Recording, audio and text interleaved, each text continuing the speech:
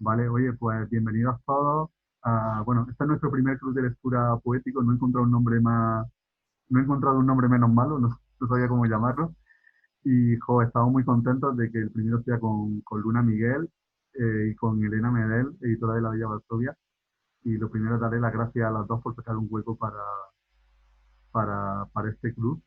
Y a todos vosotros, también muchas gracias por el interés. Y espero que yo tenga que hablar muy poquito. Y ya que tenéis aquí a Luna y a Elena, pues nada, le preguntéis y describáis el libro y nada, pasemos un rato agradable.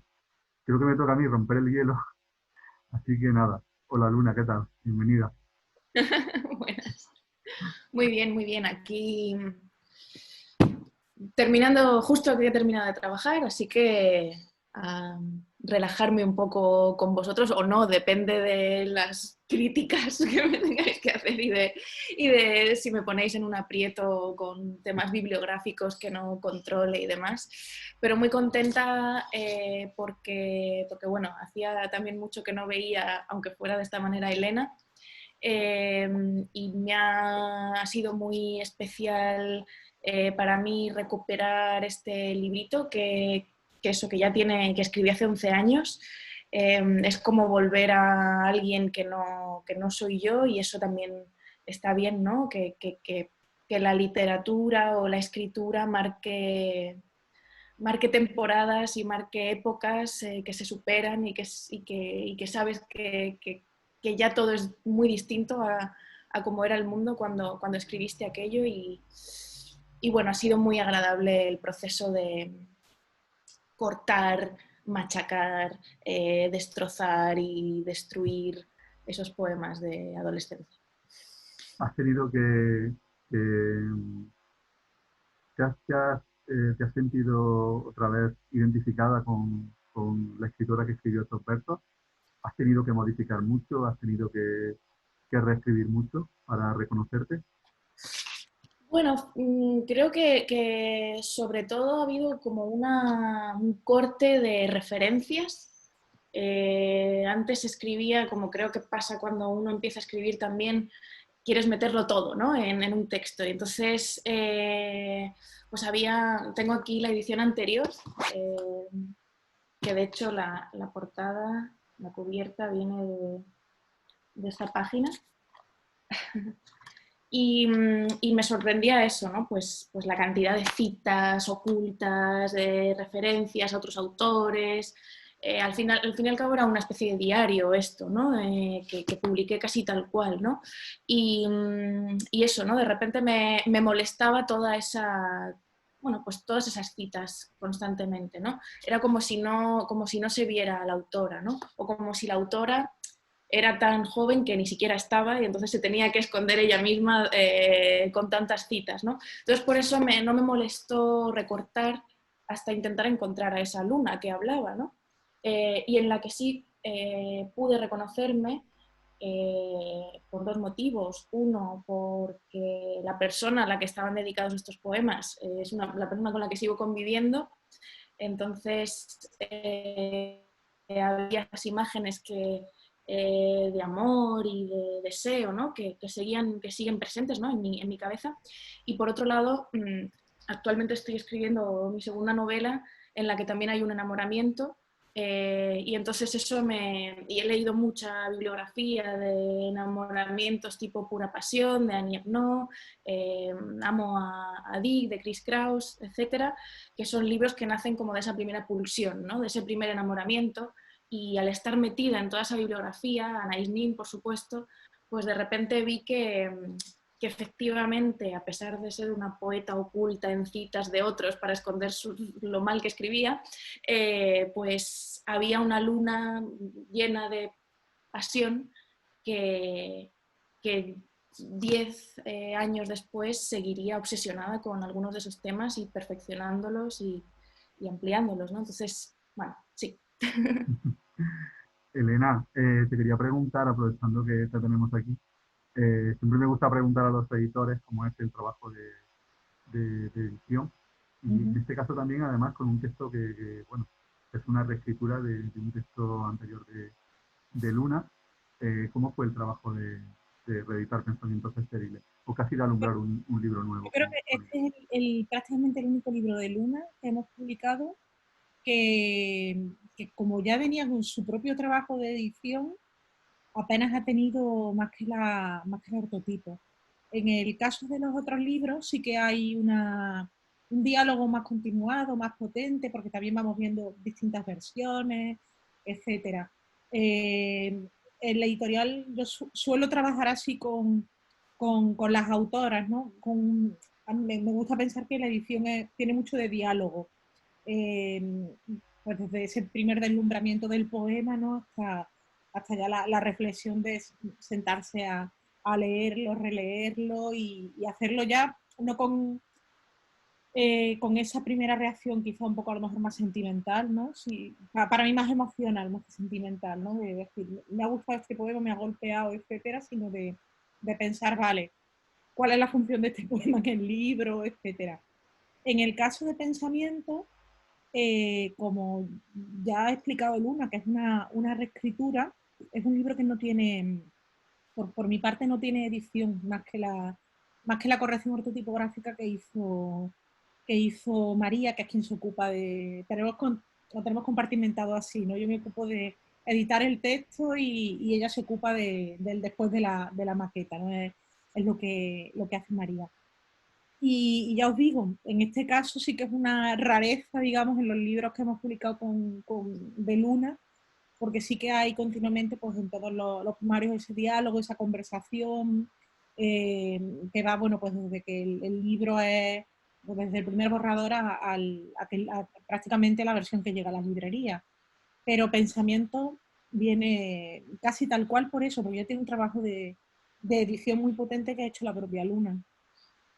Pensaba también en las reediciones de todos los otros que hemos hecho, que hemos seguido corrigiendo cosas, ¿no? O sea, es una corrección con Elena que nunca termina y yo confío completamente en ella y si me dice córtate el pelo, yo me lo cortaría, o sea, es decir, que yo confío plenamente en todo lo que me diga ella y esto llevado a la escritura es algo que si decimos que este libro tiene 10 años, pues ¿cuánto tendrá estar enfermo de escritura? 12, 13. Es decir, que lleva acompañándome toda la vida, ¿no? En mi escritura. Y justo acaban de salir como nuevas reimpresiones de los anteriores, de la tumba y tal, y son textos que seguimos, que tanto o con María o con ella seguimos revisando, ¿no? Ninguno sale igual que la anterior edición prácticamente, ¿no? Porque siempre hay algo que vemos, una palabra o un tal, que ya sea yo o ellas, nos obsesiona siempre que la última edición sea siempre como la más pulida, ¿no? Y la más perfecta. Además, en este caso, claro, es que la placa es primera de 2009, yo creo que es. Creo. Estar enfermo está disponible, ¿eh? Es que preguntan si se volverá a editar. El libro está disponible, o sea, hay stock. Está como muy... Pero sí que hay, es un libro que sí que hay ejemplares, o sea que no debería de haber problema para conseguirlo.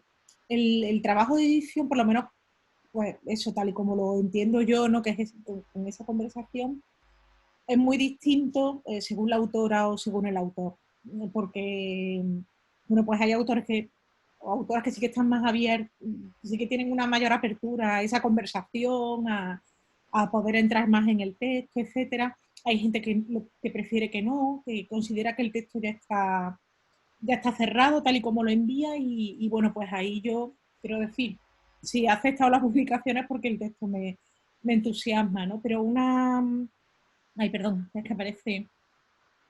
Si alguna, a quien, mi dirección de correo es elena@labellabarsovia.com. Si, eso, para Carmen, que es quien está preguntando, si quieres escríbeme y te respondo con más calma sobre cómo encontrarlo y todo eso. Yo llamo a la distribuidora y lo ponemos en marcha todo, para que lo puedas encontrar en una librería de Almería. Lo que os estaba diciendo, que cada... O en el agente secreto que manda por email, o sea, que manda por Mandamos, correo. mandamos.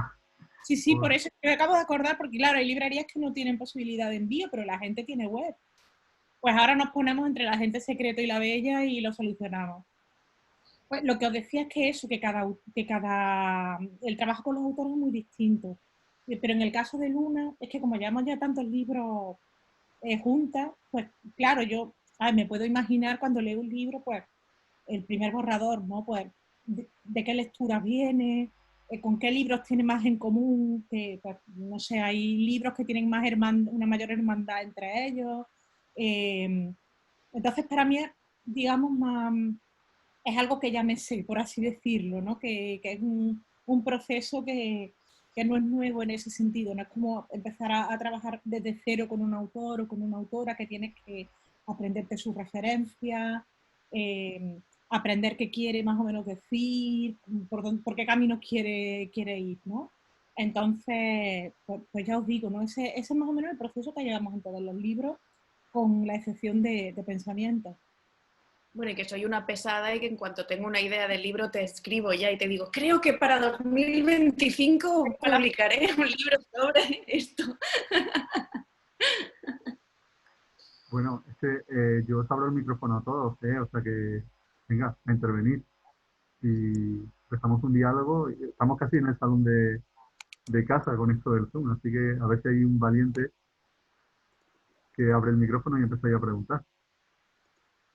Voy a levantar la mano. Bueno, por ahora nada. Ah, yo quería preguntarte, Luna, una pregunta también obvia, ¿por qué pensamientos estériles? Y bueno, a mí me ha venido a la mente este verso que hay hacia la mitad del libro, porque el amor es estéril, existe el sexo. Pues fíjate, no me acuerdo por qué pensamientos estériles, pero sí que recuerdo, esto surgió más o menos en el mismo momento en el que yo escribía el anterior libro, que es Poetry is not Death, donde pues era una postadolescente un poco rabiosa.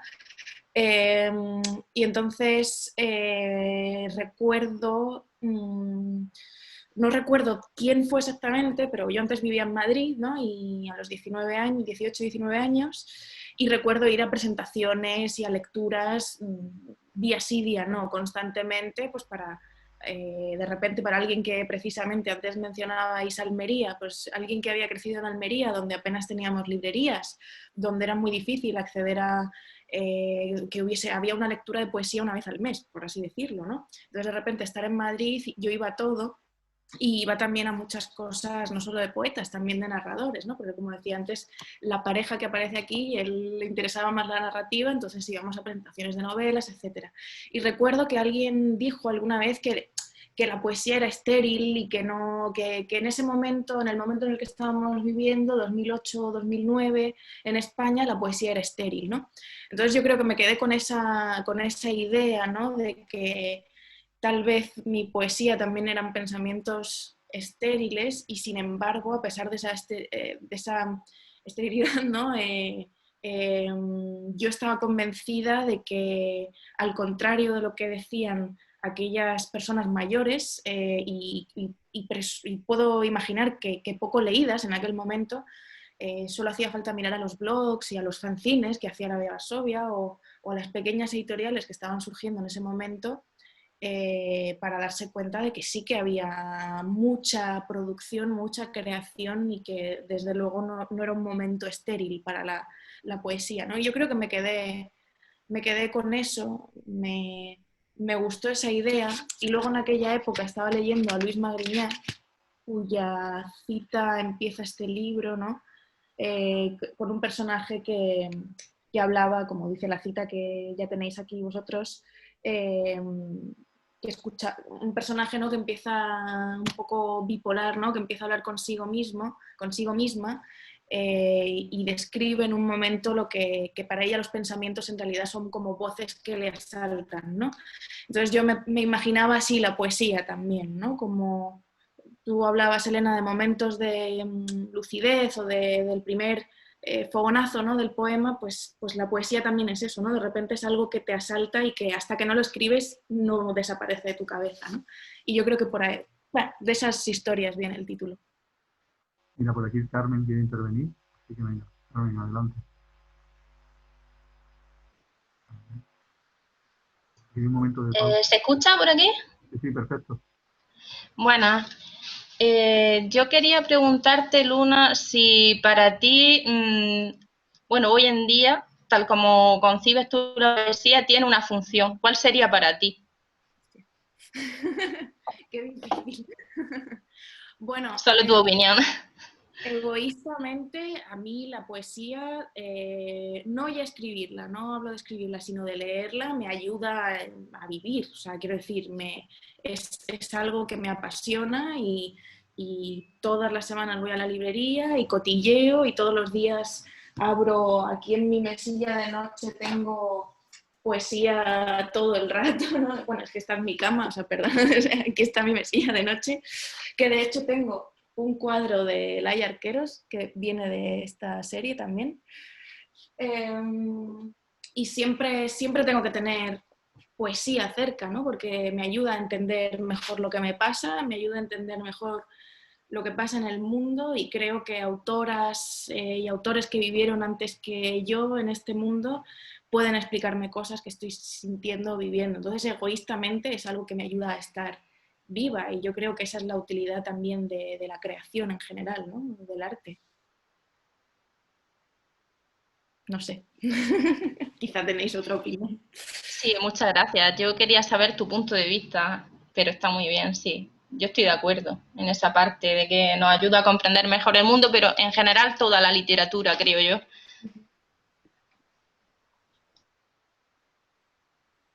Ay. No se oye. Bueno, ¿alguna intervención más por aquí? Bueno, pues no, pregunto yo. Estoy para los silencios incómodos. A ver. Luna, en este poemario el cuerpo está muy, tu cuerpo en realidad está muy expuesto y alrededor de tu cuerpo pues se atraviesa la enfermedad, se atraviesa el placer, se atraviesa el amor, el sexo. Mm, esta exposición ha cambiado mucho, o sea, ha cambiado mucho en tu reescritura con el texto anterior. No, yo creo que hay más exposición todavía. De hecho, este confinamiento, que reescribí el libro o mutilé el libro durante, prefiero decir mutilación antes que reescritura, porque tiene un poco de eso. Ya que estamos hablando del cuerpo, pues es una mutilación, ¿no? Cortar esos poemas sobre el cuerpo. Bueno, bueno el caso es que yo creo, o sea, es una constante en las lecturas que busco y en la escritura que quiero desarrollar, el cuerpo y sus cosas, y antología, ¿no? El cuerpo y sus cosillas, y, y yo creo que de hecho me gustaba la idea de seguir exponiéndolo, ¿no? De hecho es curioso, antes que hablábamos de los antiguos libros, casi todas las portadas, casi todas las cubiertas tienen a chicas desnudas o así en la Bella Varsovia, ¿no? La de los estómagos, la de todas. Antes hablábamos de estar enfermo, también tiene una chica desnuda, bueno, es algo que está ahí. Y también en mi narrativa, en la novela, la cubierta incluso es mi propio pelo, ¿no? Soy yo tumbada y mi pelo tapándome la cara, ¿no? Bueno, eso es una mano desnuda. y, y sí, yo creo que es una constante, me obsesiona y me obsesionan también las autoras o los autores también que hablan del cuerpo. Últimamente estaba leyendo a un poeta japonés, que no me digáis que repita su nombre ahora porque me sería imposible, era un nombre complejo, pero estaba leyendo a un poeta japonés que tiene un poema entero dedicado al pene. Que es una parte del cuerpo que aparece muy pocas veces en la poesía realmente, ¿no? O muy pocos libros completos de poemas dedicados a esto, ¿no? El otro día vi una discusión en Twitter a propósito y salieron 3 o 4 referencias de griegos por aquí y alguna cosa muy marginal por allá. Y justo ahora que además yo estaba terminando de escribir poesía masculina, me obsesionó de repente también conocer el cuerpo masculino cisgénero y qué se había escrito sobre ese cuerpo, y realmente no hay tanto escrito por el propio hombre cis, ¿no? Entonces yo creo que ahí hay todo un mundo que me interesa y que me obsesiona y que seguiré, es mi poética, creo, al fin y al cabo, ¿no? ¿Y crees que este libro, Pensamientos Estériles, esta exposición de tu cuerpo, de tu intimidad, se juzgaría de otra forma si lo hubiera escrito, si fuera escrito por un hombre? En general, y aquí tenemos también como ejemplo a Elena, en general, si nuestra vida hubiésemos nacido o nos hubiésemos desarrollado como hombres, hubiésemos descubierto que éramos hombres y no mujeres, creo que probablemente se nos habría tratado de otra manera, a lo mejor en nuestros inicios, ¿no? Pero quiero pensar que eso se ha revertido también. Creo que estamos en un momento en el que solo hace falta mirar a quién estamos leyendo y de qué manera lo estamos leyendo, quién está obteniendo la atención y quiénes son las lectoras y a quiénes queremos leer las lectoras, que somos las que más leemos nosotras, ¿no? Entonces, pienso que a lo mejor durante aquellos años en los que empezaba a escribir sí que había un ensañamiento hacia la chica joven que empieza y que enseña y que habla de sexo y que no sé qué, pero antes habían estado ahí Miriam Reyes, antes habían estado ahí un montón de otras escritoras sufriendo esas mismas condenas, ¿no? Pero ¿dónde está ahora? O sea, ¿cómo leemos ahora a Anne Carson? ¿Cómo leemos ahora a Sharon Olds? O viniendo a lo que está pasando en España, ¿cómo leemos ahora a Cristina Morales? ¿Cómo leemos ahora un montón de escritoras que en otro tiempo quizá porque no, a lo mejor no habíamos sido nosotras como lectoras capaces de unirnos para hablar de lo que nos interesaba y apoyar a esas escritoras de manera más visible, pues sí que hubiesen sufrido otro destino, no lo sé. ¿Listo? Vale, creo que ya se me escucha. Tengo muchísimas preguntas y muchas cosas que decir. Lo que pasa es que no lo he dicho antes porque me ha dado cosilla y me ha dado vergüenza, porque tampoco me apetece acaparar la charla. Entonces, si alguien tiene alguna cosilla que decir o lo que sea, o si queréis cortarme, en serio, interrumpirme cuando queráis. Pero es que tengo aquí mi anotación y mis cosillas preparadas. Pues lo primero de todo decir que estoy un poquillo nervioso y me hace mucha ilusión poder hablar con Luna, porque aunque va a sonar ahora un poquito raro, pero digamos que soy como una especie de stalker, os sigo muchísimo por Twitter, hay como una especie de esfera intelectual de gente joven por Twitter, que es una maravilla, ver cómo os retroalimentáis y cómo salen un montón de cosas interesantes cada día. De hecho, el libro que estás leyendo sobre el escritor japonés, vi la conversación, creo que era con Juan Rivero, que fue el que recomendó el libro, ¿no? El escritor este de... Hay como una generación con Elizabeth Duval, con Antonio J. Rodríguez, Ernesto Castro ya se ha ido, ¿no? Pero como que había un montón de feedback muy interesante en Twitter que creo que a la gente joven, a los que estamos empezando ahora, nos ayuda muchísimo a salir de ese canon puñetero que nos obligan a leer de machos machorros, escribiendo sus cosas de tíos cis, súper, y poco a poco vamos saliendo para descubrir otro mundo otro tipo de literatura que está completamente olvidada y marginada y que ahora, por suerte, como estoy diciendo, está saliendo otra vez y se le está teniendo en cuenta.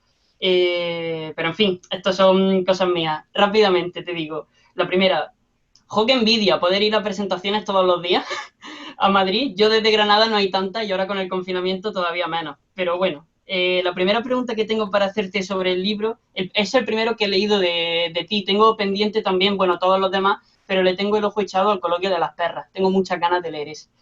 ¿Qué función tienen o le das a la cantidad de paréntesis y corchetes que hay en el libro? Porque yo tengo una interpretación al respecto, pero no sé si son paranoias mías o no. Pues mira, en esta versión había muchos menos. Había algunos y casi todos además en la edición antigua, que era todo ilustrada por Laia Arqueros, casi todos los ponían en las partes ilustradas. O sea, todas las partes ilustradas tenían su... O sea, como que coincidía con que el poema, entre paréntesis o corchetes o encerrado, tenía además la parte ilustrada. Entonces, realmente quiero pensar... Este libro además era un trabajo que hice al final, la última etapa de reescritura aquí, lo hice muy mano a mano con la ilustradora, que es una amiga mía desde que tenemos 6 años, es decir, que es alguien que ha estado toda mi vida ahí, que me conocía bien y que por lo tanto podía trabajar conmigo los textos y yo con ella las imágenes.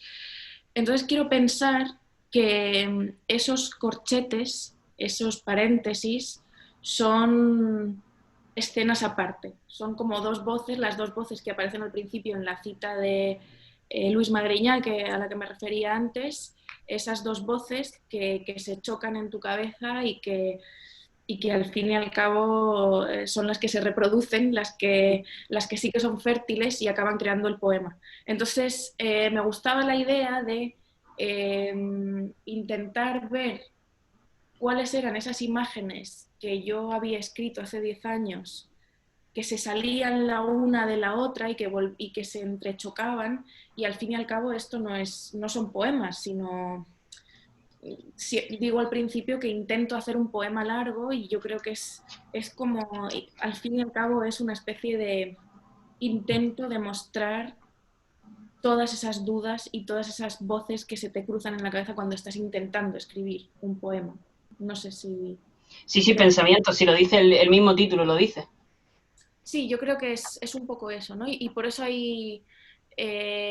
son como acotaciones, como un pensamiento. Cuando estás pensando algo y de repente dices, bueno, no, ¿qué he dicho? Esto es así. Claro, claro. No sé si me... ¿no? Pero es como, son cortes que se pegan al poema. Y que si fuera un buen poema de verdad, esos dos cortes se juntarían y harían otro, pero he querido dejarlos por separado. No sé si me estoy explicando, pero bueno, ahí lo dejo. Sí, es que da todo ese juego de como que hay dos voces que están en continuo contacto. Se puede interpretar de muchas maneras, como que son una voz como más reprimida y otra voz que lleva la voz cantante. Se puede ser también como una voz de... Hombre, yo lo veo como la luna del pasado con la luna del presente, como en continuo diálogo. Hay muchas interpretaciones y da un juego muy chulo, la verdad. Sí. Luego... Yo creo que al final, además, creo que lo intento revertir en el último poema de todos, de la página 80, con el ciérralo ya. O sea, de repente me daba cuenta de que en la reescritura yo me estaba contestando también cosas que, como tú dices, a esa persona del pasado, ¿no? A la que también quiero corregir, ¿no? Es decir, no es alguien que se corrige a sí misma antes, ¿no? Sino que de repente viene la del futuro e intenta corregirlo. Entonces quiero pensar, no sé, a lo mejor dentro de unos años vuelvo a coger esto y en vez de corchetes hay paréntesis o dibujos o lo tacho todo así. Sí. Y digo, Elena, podemos publicar una versión tachada, ¿no? O algo así. Luego, también te quería preguntar que, como se dice al principio, proponerse entonces hacer un poema largo. No sé cómo concibes tú el libro, pero a mí me da la sensación de que es importante leerlo de una sola tacada, leerlo del tirón, y luego sí que hay ciertas partes, bueno, en todo el libro, donde merece la pena pararse y leer a lo mejor un poema por el día y darle vueltas y repensarlo todo, porque hay frases muy profundas. Ahora diré alguna que otra que por lo menos a mí me ha impactado bastante, pero ¿tú consideras que es importante leerlo del tirón? A mí me gusta leer la poesía de principio a fin. O sea, cuando ojeo sí que miro así cosas, pero cualquier libro a mí siempre me gusta leerlo de principio a fin porque no creo en... O sea, bueno, supongo que hay libros que recopilan poemas que están así puestos, ¿no? Pero quiero pensar, o al menos no sé, libros como este que he traído aquí de Sharon Olds, Satán dice, que a mí me gusta mucho, y teníamos para hoy otro suyo, pero este me parece que guardaba más relación con lo que íbamos a hablar hoy. A mí me gusta leerlo como si estuviera leyendo un ensayo o una novela, ¿no? De principio a fin, y ver qué trabajo hay ahí también, ¿no? De colocación de cada texto, ¿no? Antes hablábamos de las correcciones que hacía Elena. Una de las cosas que más me gusta cuando hablamos de los libros que estamos editando es precisamente que ella me cambia poemas de sitio porque dice, esto sería mejor para cerrar, este iría mejor aquí, ¿no crees que este tiene más? Y esto tiene toda la razón, porque yo también veo un poemario como otro artefacto, o sea, es un artefacto narrativo al fin y al cabo, ¿no? Aunque sea poesía. Y entonces sí, a mí me gustaría que se pudiera leer de principio a fin, como una historia, y creo que cuando escribo poesía, la escribo así. Al principio no, cuando era adolescente sí que pues al final vas juntando poemas que vas escribiendo en un documento, ¿no? Y lo tienes ahí todo y dices, madre mía, qué bonito, ¿no? Y ahí todos los poemas que he escrito durante los últimos Todo meses, junto. todo junto, ¿no? Pero conforme he ido creciendo o envejeciendo, pues me he dado cuenta de la importancia también de la lógica y del ritmo, de que cada poema esté en su sitio, ¿no? Entonces, si tú dices que crees que este libro debe leerse así, me alegra que se vea así, ¿no? Que se vea como una continuidad. Bueno, sí, por favor, No, interrumpidme, que si no yo le no. tiro y no. Es que solo quería decir un comentario que ha hecho Carmen respecto a su anterior pregunta de los corchetes, que me parece muy interesante. Y Carmen dice, para mí es justo eso. De hecho, hay páginas donde solo hay corchetes y ahí para mí la función fonética se pierde, como que no se materializa. No hay poema en realidad, Ujú. solo Sí, por sí, apostillar. Sí. nada, totalmente. Tengo 3 preguntillas más. Y ya si queréis, o si queréis cortarme antes, lo digo en serio, sin tapujos, sin. Yo estoy aprovechando la oportunidad que luego no se dice, pero. Víctor, aprovecha. Vale, la siguiente pregunta, no sé realmente cómo formularla, pero básicamente es si podrías comentar algún poema que te haya dolido especialmente, porque se dice lo típico siempre de di el que más te ha gustado, el que más, pero veo en el libro mucho dolor adolescente, pero que no se confunda eso como con un dolor de dolor tonto, dolor pueril, no, veo verdadero dolor adulto, un dolor muy distinto y muy concreto, que de hecho creo que solo puedes experimentar si eres mujer, y a mí como hombre me ha fascinado el ser capaz de intentar ponerme en ese lugar, porque por mí solo hay cosas que uno nunca llegaría a pensar, y por eso me resulta fascinante que existan estas obras, porque te puede ayudar a intentar empatizar dentro de tu condición de hombre. Pero a mí, por ejemplo, un poema que me rompió todos los esquemas y que me dejó pensando 20 minutos o casi 30 tirado en la cama de decir, madre mía, que he leído, fue el de no empujes la cabeza, no empujes hacia adentro, ¿quieres asesinarme? Cuando yo vi eso y dije, tiene toda la lógica del mundo, y yo vi errores que yo cometí en relaciones, en las primeras relaciones, errores que imagino yo que ha cometido más gente, en las primeras relaciones sexuales, en las primeras parejas, y no sé si hay algún poema que te haya dolido especialmente escribir o que te doliese en su momento. Pues mira, estaba pensando en ese, pero al mismo tiempo quería tal vez mencionar en la página 72, todo me recuerda a la pureza de los 14, que no deja de ser, no sé si quien haya leído a lo mejor la novela El funeral de Lolita que publiqué hace un par de años, realmente puede ver ahí una primera versión de una idea que ya estaba ahí, ¿no? Que es el hombre, las manos de un viejo, ¿no? Que es una referencia a mano de viejo mancha el cuerpo juvenil, se intenta acariciarlo, de cernuda, y que no deja de ser una referencia pues, a esos hombres abusadores que muchas, bueno, nos seguimos encontrando y nos seguimos encontrando, porque esto es, por desgracia, así, pero que en esa pureza de los 14 me tocó encontrarme con alguno de ellos, ¿no? Y al mismo tiempo hay un coqueteo con ese abusador. La camisa que desabrocho a propósito. Y de hecho este texto me gustaba y quería dejarlo tal cual porque me dolía, ¿no?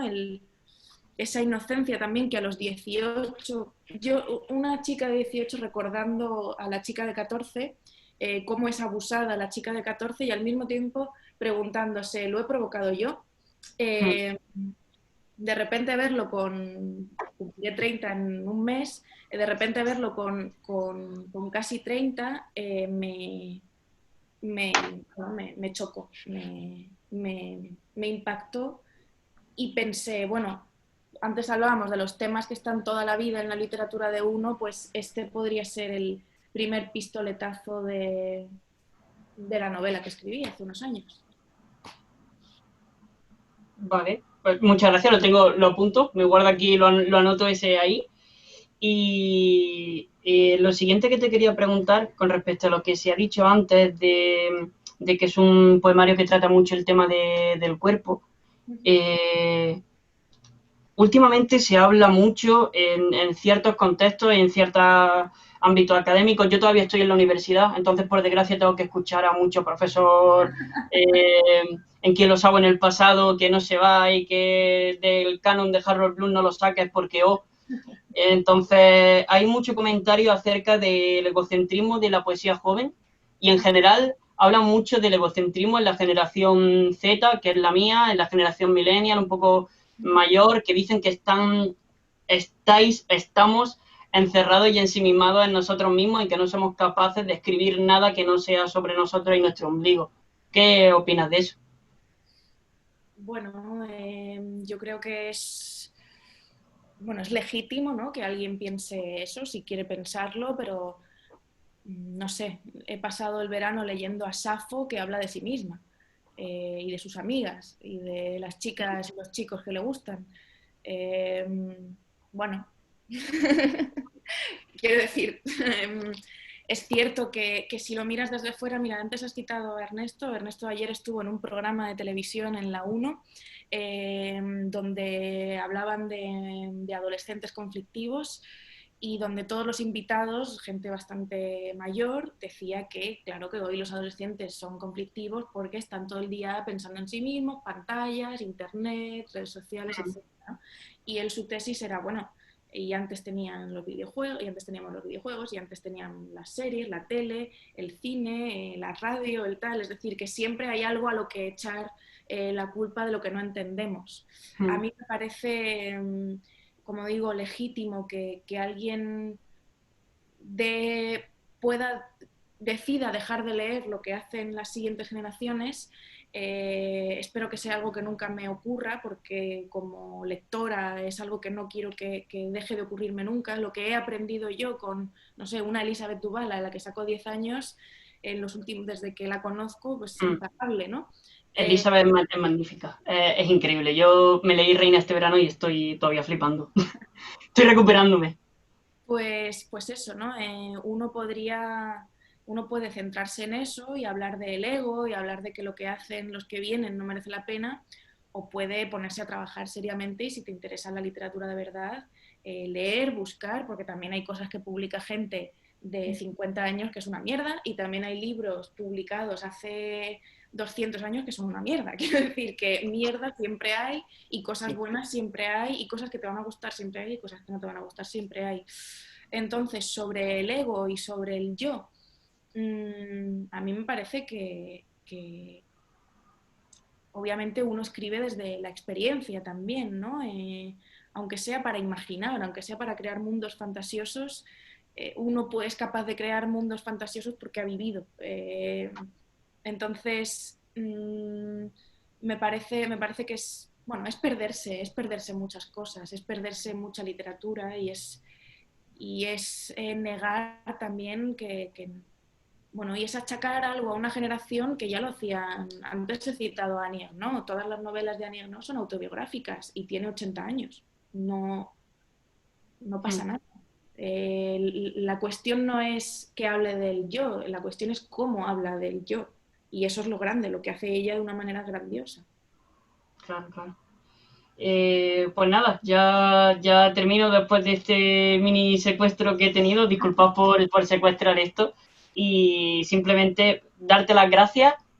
Muchísimas gracias por responder a mis preguntas. Y termino con la última cosilla. Y ya que hable quien quiera hablar o quien tenga que hablar. ¿Qué consejo das para nuevos poetas? Vale. Pues leer mucho. Eso para mí es básico, leer muchísimo, escribir muchísimo, corregirse muchísimo, ponerse muchos corchetes a uno mismo en la cabeza, no precipitarse tampoco, no las cosas que a cada uno le llegan. Lo digo porque muchas veces cuando alguien me hace esta pregunta va acompañada de cómo publicar, no cómo escribir, sino cómo publicar, ¿no? Sí, Entonces, sí. no precipitarse tampoco y confiar en la gente que está al lado y que te va a leer y que te va a aconsejar mejor a veces que tú mismo, ¿no? Bueno, seguramente siempre mejor que uno mismo. Esto es algo que el otro día salió en otro Zoom que hice con una escritora argentina, Paula Vázquez. Dice ella, yo sin mi grupo de amigos de la universidad no habría escrito nada, ¿no? Porque entre nosotros nos intercambiábamos cosas y era a través de ese intercambio como yo empecé a sentirme escritora, ¿no? Simplemente porque ya mi amigo de enfrente, en clase, ya me veía como tal, ¿no? Entonces, para mí siempre ha sido también muy importante mi grupo de confianza, mis lectores de confianza, mis colegas, mi abuela que me lee, un grupo cercano, ¿no? En el que uno confíe y con el que pueda intercambiar cosas y debatir, que al final es lo más sano, ¿no? Es lo que yo diría, leer mucho, no tener prisa por publicar y compartir mucho con gente con la que además estés en desacuerdo, porque así son debates mucho más guays. Ya está. Muchísimas gracias y ya me silencio. Os devuelvo el club de lectura. Nos pasas tu @ de Twitter y así te seguimos también. Vale. Muchas gracias. Listo, Chao. muchas gracias por tu intervención. Bueno, ¿alguien más? ¿Alguna pregunta más para Luna? ¿Seguimos debatiendo? Ahora mismo, ¿no? Venga, Almudena, que te veo. Almudena, tienes que intervenir. Ay, el sonido. Sonido. Oye, que te estoy forzando algo que a lo mejor no quieres. No se te oye. No, es que tienes el micrófono apagado. Vale, ya lo veo. Vale, perdón. Ya está, ¿no? Vale, hola, bueno, enhorabuena por el libro. Tengo aquí, enhorabuena a ti, Luna, y a la Bella Varsovia por publicarlo. Y a Madeleine Medel y al equipo, bueno. Y nada, que estoy encantada de estar aquí. Siempre me gusta oírte, oír hablar sobre poesía. Además, tú siempre hablas de otros poemarios, de otros autores, de otras autoras, sobre todo autoras. Y bueno, es un placer. O sea que, Almudena, la tenéis que leer en Caballo de Troya, publicó en 2016, ¿fue? Sí. Sí. Y es uno, bueno, de anteriores etapas de Caballo de Troya, no la que hemos llevado Antonio y yo, y tenéis que leerla, por favor. Sí, gracias. Bueno, ahora estamos contigo, así que gracias igualmente. Bueno, no me ha dado tiempo a leérmelo así profundamente porque estaba súper atareada y tengo un montón de libros por leer, pero lo tengo ahí y te voy a leer con profundidad. Pero bueno, sí que me ha llamado mucha atención lo de los corchetes. También creo que me ha recordado un poco a los guiones que ponía Marina Tsvetaeva. Pues ella con los guiones, tú con los corchetes, como una muestra también de respiración, ¿no? Ella lo hacía como una respiración y yo creo que lo tuyo también va por ahí o incluso como una especie de... los corchetes son como muy de susurrar, o sea, los paréntesis son como de pensamiento, los corchetes son todavía más agresivos, ¿no? Sí. Bueno, lo veo como una marca tuya personalísima, no sé, como, no sé si es que también he entrado un poco tarde, o sea, es todo mal, pero me estoy esforzando. Entonces, no sé si ya lo has explicado, pero o sea, cómo surgió que quisieras utilizar los corchetes. También es algo que no se utiliza mucho, ¿no?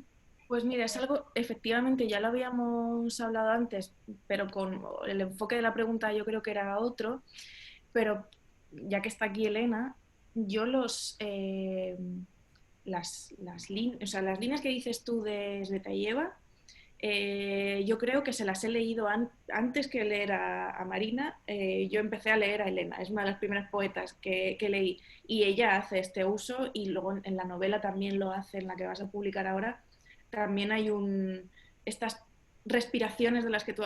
nunca lo había pensado como respiración, pero me gusta esa Yo lo, descripción, ¿no? Y es verdad que el corchete es violento, porque quizá, como he explicado antes, era esa violencia también de pensamientos cruzados que quería mostrar, pero estos guiones yo creo que se los he leído mucho a Elena, y también creo que Berta García Faez los utiliza bastante. Creo, Ajá. ¿eh? No sé, no estoy segura ahora, pero me suena, visualmente me suena que están ahí. Confirmo lo de Berta, porque, porque maquetar a Berta es el infierno en la tierra. Entonces, Berta, por ejemplo, no sé si habéis leído a Berta García Faed, que, bueno, está todo publicado en la editorial. Está La Edad de Merecer, Los Salmos Fosforitos y Corazón Tradicionalista, que es un volumen con los 4 primeros. Entonces, Berta, por ejemplo, utiliza tanto el guión largo como la tachadura, como Sí, sobre todo los salmos fosforitos, hace una cosa que es casi una réplica al verso, utilizando el mismo tipo de letra con un punto menos o con 2 puntos menos, y utilizando también los grises. Es verdad. De manera que en el poema se va generando casi una conversación dentro del propio poema. Es como si hay un poema, pero dentro del poema hay una respuesta al poema e incluso una respuesta a la respuesta del poema. O sea, no tengo, podría desaparecer un momento y porque sé dónde está el ejemplar no, no sé dónde está el ejemplar de los salmos favoritos, estoy pensándolo, no puedo desaparecer. Pero bueno, sí que hace ese juego tipográfico casi. Y yo estaba pensando, es algo en lo que no había pensado nunca, pero creo que cada libro de Luna tiene una respiración diferente marcada por la tipografía, que creo que es algo muy, muy curioso, los salmos favoritos. Pues ese libro de diabólica maquetación, que todavía me acuerdo de cómo lo pasé, a nivel tipográfico es muy interesante ver cómo Berta va, ¿veis? Así, eso es. Uy, sí, ajá. Sí, sí, sí. No. Claro, juega mucho problemón, sí. con los modulados también, como si el verso se quebrara y no continúa, digamos, no continuará su camino, ¿no? Sino que se quiebra y algo, si veis, yo la verdad es que lo veo y me entran los 7 males porque me acuerdo de... es un libro que nos ha dado muchas alegrías, pero esos días de maquetación, no sé, sobre todo cuando Berta decidió hacer algún cambio y todo se configuraba. Pero bueno, creo que es muy interesante porque ella sí que lo hace. No sé si lo hace también, bueno, por ejemplo, Unai Velasco en esta casa Sí. hace también algo parecido en alguno de los poemas. Berta, bueno, no es la única, pero creo que Berta también utiliza la nota al pie, por ejemplo, como casi para generar ese poema dentro del poema. Pero Bueno, antes citaban Carson, La belleza del marido está claro, llena de actuaciones. bueno, es que Carson es claro todo. O sea, cualquier cuestión de forma del poema que se nos ocurra, la ha hecho Anne Carson ya. Ya está en su casa haciendo collages, etcétera, etcétera. pero pensaba en eso, ¿no? En cómo, y es algo que no me había dado cuenta nunca, y justamente he empezado como a ojear los libros sobre la marcha, en cómo la disposición del, no sé si la disposición del poema, eh, pero bueno, más o menos eso, la imagen del poema es distinta según cada libro. Sí. Digamos que va dándole eso una respiración diferente, ¿no? En este libro, por ejemplo, en Pensamientos, con los silencios que están marcados por los corchetes, también por las líneas en blanco. Pero, por ejemplo, pienso en Los Estómagos, ¿no? Que es un libro con poemas, por ejemplo, muy extensos, que no es algo que sea habitual en tu Sí, además alargado artificialmente, además. Sí, sí, voy a mirar. Además, de hecho, voy a mirar porque, claro, al tenerlo aquí.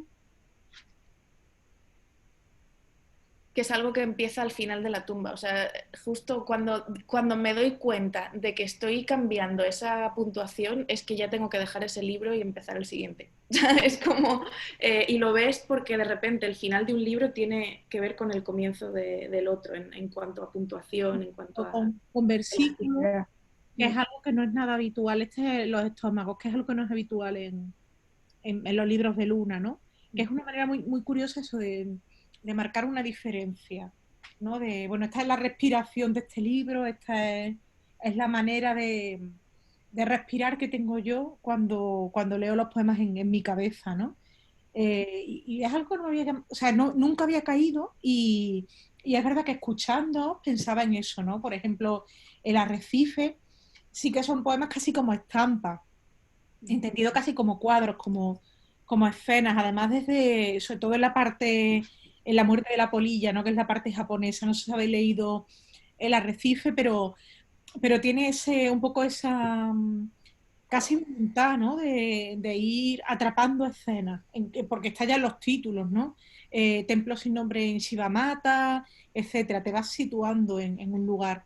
Es algo que no sé hasta qué punto es premeditado o el mismo libro te lo va dando, claro. Hay un poco de las dos cosas. De hecho, como decía esto, ¿no? Como el primer poema y el último siempre son radicalmente distintos en forma, en todo, y, y cuando de repente llegas al final, también temáticamente ves que se va introduciendo lo que va a estar en el siguiente. En los estómagos, el estómago se convierte en vientre al final, ¿no? Y el siguiente libro es sobre la maternidad. O sea, quiero decir que siempre me doy cuenta de que estoy cambiando, de que la respiración, la puntuación está cambiando y que por lo tanto tengo que parar de escribir. O sea, ya no puedo escribir más estómagos. O sea, ahora tiene que haber otra cosa. Y porque el poema o el ritmo me pide que haga otra cosa, ¿no?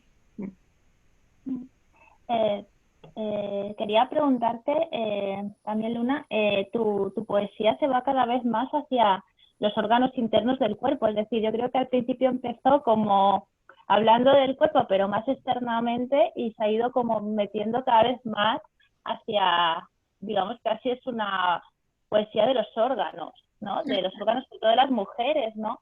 Y no sé, me parece súper interesante tu profundidad, o sea, cómo vas de tu poesía va de lo externo a lo interno, pero todo del cuerpo, ¿no? Y lo siguiente, yo digo, no sé hasta dónde llegará, porque, no sé, va ahondando cada vez más, ¿no? En el concepto cuerpo. Y bueno, si nos podías hablar un poquito de ese tema Sí, bueno, justo con la falsa trilogía de la que hablamos siempre, con la tumba, los estómagos y el arrecife, uno es el pulmón, que no es mío, es el de mi madre, ¿no? En la tumba del marinero es el pulmón de la madre, pero podría ser el mío también perfectamente. Los estómagos, pues es el estómago y el arrecife es el útero, ¿no? Por así decirlo, ¿no? No sé si eso sigue, pero, pero sí que es verdad, porque de repente se van cruzando cuerpos de otros, ¿no? También está el cuerpo del bebé, también está el cuerpo de la madre o el cuerpo del padre, el cuerpo del amante, el cuerpo del marido, el cuerpo de... como que van apareciendo otros cuerpos y yo creo que lo que creo que estoy haciendo ahora, o lo que he hecho, porque creo que hay un poemario que ya terminé y que ahora voy hacia otra cosa, también por esa respiración de repente, ¿no? Que ya no podía hacer más escenas de tal, sino que tenía que hacer prosa poética, ¿no? O sea, es como ya se acabó lo que estaba escribiendo porque de repente la forma, el tema, todo me pide otra cosa, ¿no? De repente son cuerpos ajenos también, ¿no? Pero al mismo tiempo son cuerpos. Entonces sí, supongo que si pones un dibujito de esto, ¿sabes? El juego este del médico que le tienes que quitar órganos a tal, podríamos hacer toda la bibliografía con eso, ¿no? Saca el arrecife de las sirenas y sacas ahí como un útero. Bueno, en fin, no sé. Sí, es que va así, o sea, yo cuando te leo pienso en este libro que teníamos en primaria, en que salía el cuerpo humano y el pulmón y tal, es como, tengo casi todos tus libros de poesía y de narrativa también tengo, pero es cada partes del cuerpo, como si fueras sacando partes del cuerpo tus poemarios. Bien, sí. Poesía de la genética, poesía de los órganos. Intentaré mantenerme fiel a esa consigna. Es muy personal, los corchetes también, la forma en la que investigas el cuerpo es muy personal y nada, ¿no? Mi admiración total y que te leo y aprendo. Muchas gracias. Y creo que querían hacer más preguntas. Y Carmen está por aquí con la mano levantada, menos mal que es virtual. Carmen, adelante, cuando quieras. No te escuchamos.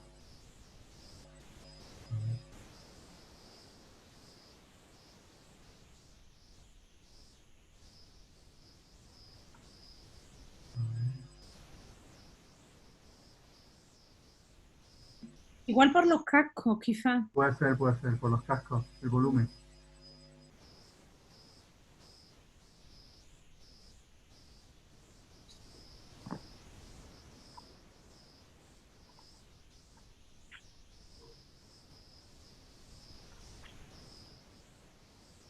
Bueno, si acaso mientras Carmen, o si no puedes escribir la pregunta y yo la transcribo si quieres. Si no das con el volumen.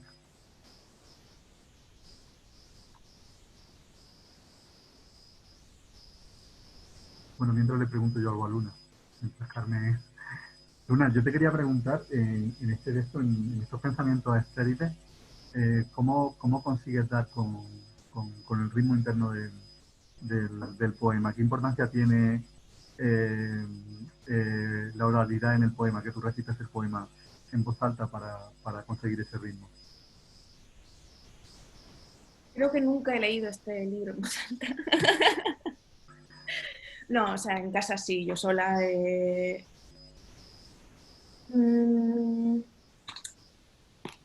Va a sonar como muy tonto, pero creo que en realidad es como una especie de carta, ¿no? Es decir, en realidad se lo estoy escribiendo a alguien a quien le estoy contando secretos, ¿no? Entonces, supongo que el ritmo, o como quiera llamarse, ¿no? Lo he armado a través de cómo le susurraría yo algo a alguien, ¿no? También me imaginaba una cama en la que estás con alguien, ¿no? En un momento de intimidad y vas contando cosas, susurrándolas, la conversación va de aquí a allá, se cruzan temas, ese momento de intimidad con una persona con la que quieres estar tumbada, ¿no? Que se va cruzando, ¿no? Y de repente hay silencios que pueden ser besos o silencios que pueden ser levantarse a beber agua, no lo sé, pero me apetecía también esa experiencia de la confesión, por así decirlo. Y ese yo creo que es el ritmo que he intentado que tuviera, cruzado con esos pensamientos, ¿no?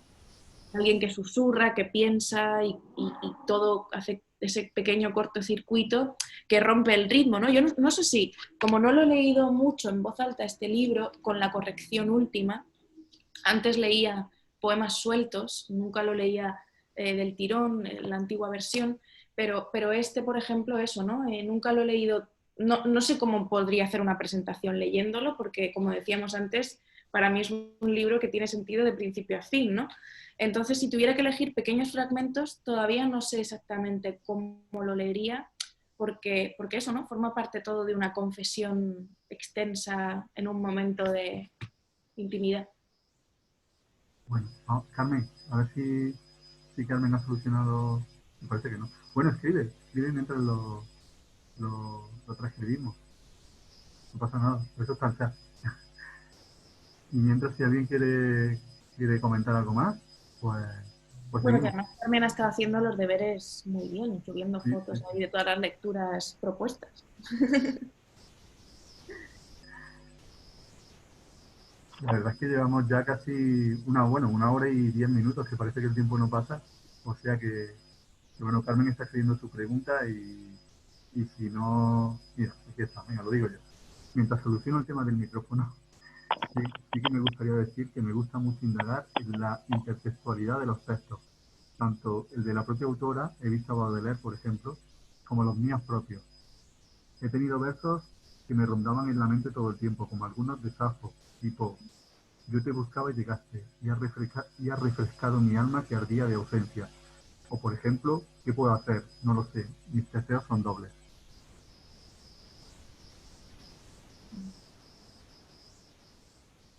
¿Qué textos han sido importantes para pensamientos?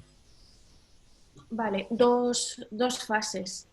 Eh, con coger el libro antiguo y leeros de quién son las citas aquí mencionadas, pues está Roberto Bolaño, está Blanca Varela, está Denise Duhamel, está Akhmatova. Antes hablábamos de Marina, pero yo creo que todavía no había leído a Marina, sino que había leído a Akhmatova. Está Fatena Algurra.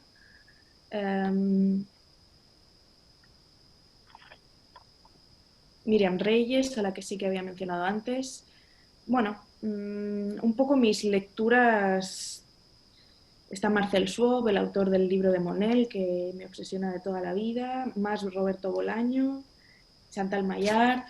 En el prólogo anterior, Gabriela Wiener también hablaba de Pizarnik, que sí que en esa época yo la leía mucho. Pero luego en la reescritura, durante este confinamiento, he leído sobre todo a Hilda Doolittle, a Safo, y a Marina Svetaeva. Entonces es cierto que inevitablemente hay cositas que están ahí metidas. Bueno, antes he hablado de Cernuda, ¿no? La hermano de Viejo. También hay muchas referencias a textos que luego no cito directamente en el libro, pero que están ahí. François Sagan también me suena que hay alguna referencia súper explícita, también por cómo narró ella también esa cosa de juventud, ¿no? En Buenos días, tristeza. Creo que esos son los poetas que yo leía en esa época, y que esas podrían ser las referencias más directas, pero como digo...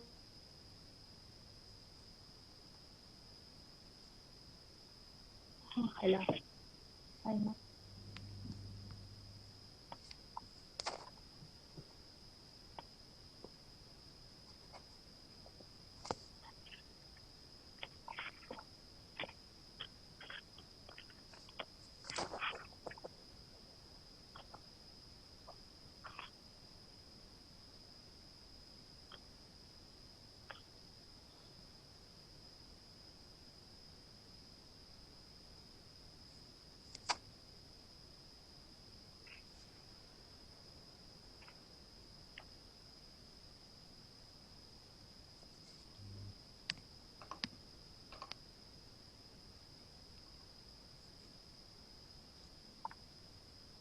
Le he escrito a ver si, si vuelve a aparecer. Imagino que habrá algún problema de conexión. Ya está.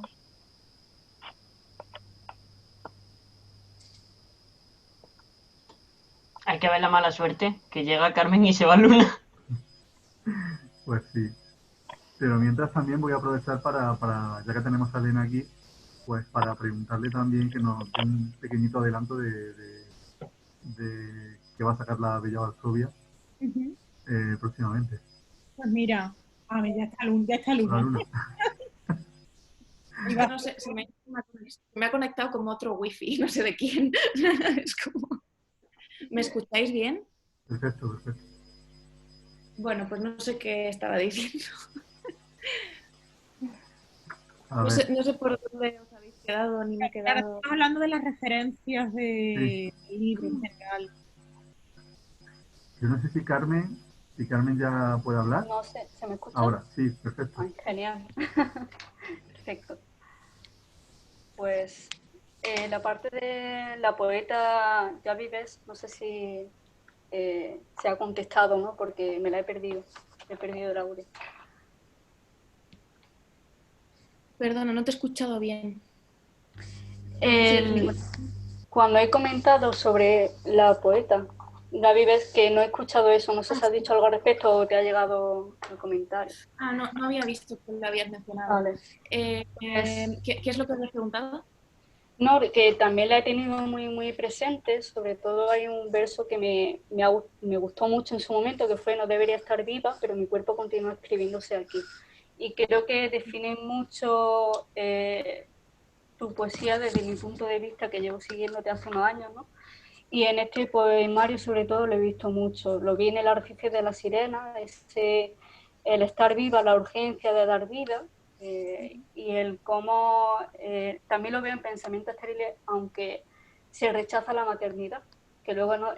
10 años después pues surge ese arrecife de las sirenas, que me ha gustado mucho hacer esa vista atrás y esa lectura atrás, conociéndote y siguiéndote. Entonces pues no sé, ha sido una conversación muy bonita entre los poemarios, porque algunas partes las leía casi a la misma vez, versos como por ejemplo en El arrecife de las sirenas de "Aquí todo es estéril, aquí todo está vivo", y esa me gusta la conversación, ¿no? Que ha tenido un poco esos dos poemarios. Pues sí, bueno, Gaby Bes durante una época me influyó mucho, tanto ella como otras escritoras estadounidenses de lo que se llamó la Lit y demás, que ya está como un poco perdido, pero está perdido el nombre de esa generación, pero luego ellas han seguido haciendo cosas maravillosas. Y iba a decir algo, se me ha ido. Ah, sí, que precisamente lo de estar viva me gusta que lo saques porque cuando me he quedado sola hablando y vosotros no me veíais y yo estaba aquí en mi casa haciendo así, estaba diciendo que durante el confinamiento, que es cuando recorté estos poemas, hice una serie en YouTube hablando del deseo de la escritora, que básicamente seleccionaba poetas de las que he hablado aquí ahora o que me obsesionaron durante un tiempo y que me siguen obsesionando, que han escrito sobre el deseo. Y yo no hablo solo del deseo sexual o de amor y demás, sino también del deseo, al fin y al cabo, del deseo de estar viva, ¿no? Y de esto precisamente han escrito muchas mujeres, ¿no? Del deseo de estar vivas, que es prácticamente uno de nuestros mayores deseos, no solo estar vivas en la vida real, ¿no? Como podía contar, pues yo qué sé, la poesía de Elena Garro o la poesía de Klaus Baldovin, que son mujeres que han vivido situaciones tremendas, ¿no? Sino también el deseo de estar viva a través del texto, de sobrevivir. Y otra vez Safo, te aseguro que alguien se acordará de nosotras, ¿no? Esa es, no conozco verso que refleje mejor esa voluntad por estar vivas, no vivo nuestro corazón, pero sí viva nuestro paso por aquí. Yune creo que quería hablar y bueno, llevamos ya 1 hora y cuarto y creo que vamos a terminar con su pregunta porque, bueno, esto parece que no, pero también cansa mucho y no queremos abusar ni de Luna ni de Elena, así que venga, adelante, Yune. Hola, ¿se escucha? Sí, ¿Me sí, escuchan? perfecto. Ya, buenísimo, muchas gracias. Estoy muy contenta de estar acá, también muy nerviosa. Soy muy fan de Luna, yo soy chilena, estoy aquí en Chile. Así que como que me encanta como este encuentro y lo que igual nos ha otorgado la pandemia, como esta virtualidad. Yo en realidad tenía varias preguntas, pero se han resuelto durante esta hora y cuarto. Solamente tengo una pregunta y tengo como una propuesta, un comentario, especialmente ya que Elena está aquí, sobre lo difícil que es pillar los libros de Luna fuera de España. O sea, aquí en Latinoamérica son muy difíciles los que son de poesía, porque los otros un poco más. Entonces, y además porque hay muchas... Es que quiero decir, tenemos los derechos para España, pero no para América Latina. Entonces, no podemos... muchos lectores y lectoras que leemos a Luna, cuando alguien viaja a España, le pedimos que traiga algún libro, cosas así, y si los pudieran digitalizar o si los pudiéramos comprar en ebook, de verdad que habría harta demanda. No tenemos los derechos para América Latina, son solo para España. Esto es algo que tenemos que resolver. En Argentina, Costa Rica y México hay proyectos. También todo está parado con el tema COVID, pero hay varios proyectos que si salen, pues iré avisando, obviamente. Espero, no sé. Sí, y bueno, de hecho, había un proyecto, sería genial. ¿te acuerdas? Con Paula y la Vaca había un proyecto, pero también como que el tiempo como que lo fue dejando así, pero yo creo bueno, que es algo que quiero retomar cuando termine las 2 o 3 cositas que tengo ahí ahora trabajando a tope. Quiero ponerme con esto porque es verdad que me gustaría, ¿no? que pudiera llegar a otros sitios y con editoriales de allí también chulas, ¿no? Claro. En el caso de Luna, por ejemplo, en otros autores, otras autoras sí que publicamos para todo, en castellano para todo el mundo. Pero en el caso de Luna, solo podemos, digamos, están publicados para España. Solo podemos venderlos en España. Entonces, la única opción es comprarlo a una librería española que tenga envío internacional, que yo ahí ya, o sea, el libro está en la librería, yo quien lo compre, desde donde lo compre, yo ahí no puedo... Claro, sí, Claro, a mí no me importaría, pero el problema son, pues eso, ahora con la pandemia, encima hay cuarentena para los paquetes que llegan desde fuera, los gastos de envío que no son baratos, lo digo por el que compra, claro. Entonces, bueno, yo no tengo ningún problema en enviar, pero es bastante complicado. Claro, lo interesante, sobre todo por el precio, son las ediciones locales. O sea, porque si yo, por ejemplo, como editora, esto es como una cosa como muy poco literaria en el fondo, pero si yo como editora exporto a América Latina, el precio se dispara. Claro. Entonces, lo interesante, yo creo, es la posibilidad de que un libro para lectores y para lectoras en Chile esté publicado por editorial chilena, en Argentina, desde Argentina. Yo creo que es, sobre todo porque es más asequible, porque es que si no es como... O sea, yo recuerdo cuando compré, además creo que lo tengo aquí, el de Circe Maya. Este libro me costó 100 euros. 100 euros. Quería morir. Porque era el precio, el envío desde Uruguay, el precio de lo que tuve que pagar en aduana, etcétera. Entonces, claro, y como al año salieron varias antologías, en pretextos, en visor, etcétera. Entonces yo creo que lo ideal en estos casos es una edición local, sobre todo por el tema del precio. Ya os digo, es muy poco literario esto, pero bueno, al final es la situación que tenemos.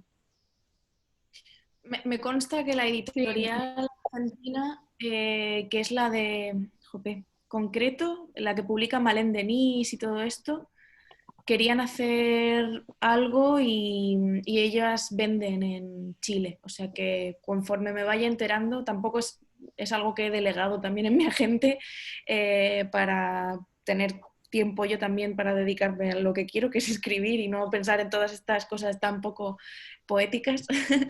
Pero iré avisando, claro. Bueno, sí, la verdad es que... Lo digo especialmente porque hay muchas escritoras chilenas que Luna es muy importante su escritora, entonces leemos a como esta chilena y nos recomiendan mucho a Luna y después como muy difícil como poder acceder a ella, pero es como muy lindo también como ese encuentro. Y de hecho... ahora estoy tomando un taller de poesía con la Paula y la Vaca y ella decía que Luna iba a ser premio Nobel en los próximos años. Exagerado. Que no nos sorprendiéramos si pasara, si pasara. Entonces, claro, me parece importante eso. Y mi pregunta iba sobre, leí Mesita de Noche y me encantó, lo encontré un trabajo increíble. Y quería preguntar si estabas trabajando en algo similar a eso ahora. Pues los poemas que publiqué en el fanzine este que hicimos Antonio y yo forman parte de poesía masculina. O sea que cuando me dé por darle la última corrección y mandarle el archivo pesado a Elena, pues supongo que para el año que viene estarán ahí. Son precisamente esos poemas son de la última parte del libro, que es la que aborda más, pues eso, ¿no? El tema poliamor y demás.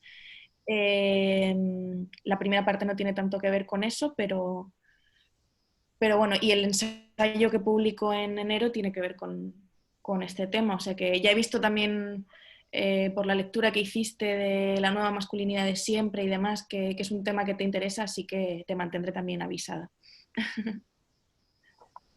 Bueno, Muchas pues yo gracias. creo que lo dejamos aquí, que llevamos 1 hora y media. Yo le iba a preguntar a Luna para terminar que estaba trabajando ahora, pero que casi ha respondido ya. Y bueno, y le había preguntado cuando te había sido Luna a Elena que nos diera un pequeñito avance de los 2 próximos libros, por ejemplo, que va a sacar La Bella Varsovia, ya que la tenemos aquí. Así que si nos puedes comentar algo, Este llegó ayer a librerías, que y es lo la tenemos aquí también. antología extensa de la poesía de Andrés Neumann con 10 poemas, creo que son 10 textos inéditos. El siguiente que está ya en imprenta para salir esta semana es Lo Superfluo y otros poemas de Alberto Santamaría. Es un libro creo que es muy interesante cómo va entretejiendo, ¿no? Paisaje, religión, lenguaje. Si habéis leído libros anteriores de Alberto, sabéis un poco por qué camino va. Y ya el siguiente es Violencia, de Viviana Collado Cabrera, que se incorpora a la editorial con este libro. Es una poeta estupenda. El recelo del agua, que salió en Real, para mí es uno de mis libros recientes favoritos. Y es una reflexión sobre las distintas violencias que se ejercen contra las mujeres, ¿no? La física, la psíquica, pero también la violencia del lenguaje, por ejemplo. Y es un libro que para mí es una bomba. El típico libro que me gustaría llevar en el bolso, ejemplares y ejemplares, para ir regalando a gente en plan, lea Viviana, lea Viviana. Y meto un poco los otros 2 libros, los otros 3 libros que quedarían de este semestre, que viene cargadito, pero claro, es que son libros que tenían que haber salido hace unos meses, porque por el confinamiento paramos y apenas pudimos publicar más que el de Pilar Adón. El siguiente es un libro que me hace mucha ilusión, que es el segundo poemario de Irati Turritza Herrea, que además sale con un diálogo con fotografías de Eris Rodríguez. Es un libro que sale ilustrado con fotos, ¿no? Que se llama Tampoco era esto lo que quería decir. Irati continúa pues indagando en esa relación entre lenguaje, silencio, duda, error. A mí es de mis poetas jóvenes favoritas, ¿no? Siempre que leo a Irati me enseña un montón de cosas. El siguiente que sale en la colección de prosa es la prosa breve reunida de Josefina de la Torre, de la escritora del 27. Hay, con edición de Fran Garcerá, hay en concreto, por ejemplo, un bloque que son pequeñas estampas de recuerdos, de memoria de infancia, que es, o sea, yo creo que de lo mejor de esta autora. Y vamos a terminar con Sola, de Raúl Quinto, que además es un libro que va a salir de manera muy especial, porque van a salir 200 ejemplares. Y una vez los 200 ejemplares acaben, el libro ya deja de existir. Porque Raúl lo quiere así, ya sabéis que Raúl es... Entonces ha dicho este libro, 200 ejemplares y ya está. Entonces es como nuestra despedida de este año extraño, va a ser ese libro efímero, ¿no? Por así decirlo. Así que ya sabéis que en el Agente Secreto tenéis que pedir copias porque se va a acabar pronto. Sí, sí. Y además las traeremos todas porque, bueno, sabéis que 200, las 200. los 200 los vamos a traer. Bueno, pues oye, muchas gracias a todos por asistir a esta primera reunión. Voy a hacer un momentito de publicidad. El próximo libro que tenemos es Historia de la leche con Mónica Ojeda. La verdad es que vaya 3 pedazos de poetas que el siguiente es Amor Divino. Mira, qué bien.